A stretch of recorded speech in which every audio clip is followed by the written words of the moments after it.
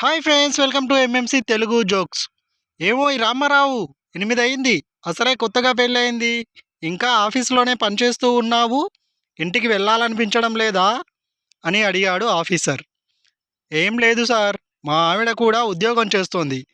ముందుగా ఎవరైతే ఇంటికి చేరతారో వాళ్ళు వంట చేయాలి రహస్యం చెప్పాడు రామారావు.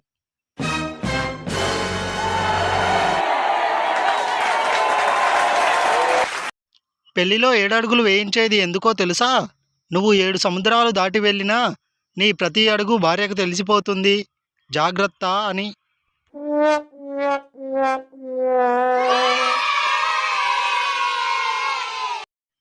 రాంప్రసాద్, లవర్ని చూసినప్పుడు ఏమనిపిస్తుంది, భార్యని చూసినప్పుడు ఏమనిపిస్తుంది? ఆది, లవర్ని చూస్తే అబ్బా ఇది ఇంకోసారి మాట్లాడితే బాగుండు అని, పెళ్ళాన్ని చూస్తే ఇది ఒక్కసారి ఆపితే బాగుండు అనిపిస్తుంది.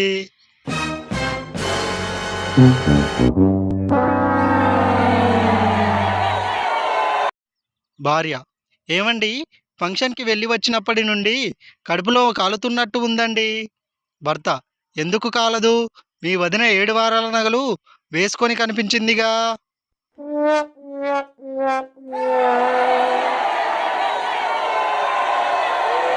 ఆనందం, స్వామీజీ, నేను ఈరోజు నిష్ఠగా ఉపవాసం చేయాలనుకుంటున్నాను, ఏం చేస్తే దేవతలు కరుణిస్తారు?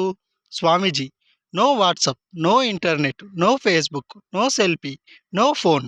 ఈ కఠినమైన ఉపవాసం చేస్తే సకల దేవతల కరుణ వైఫై లాగా లభిస్తుంది నాయనా.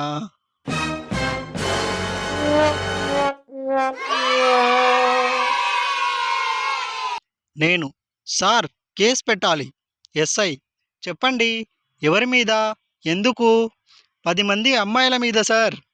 నా మనసు దోచుకున్నారు, తిరిగి ఇమ్మంటే ఇవ్వడం లేదు.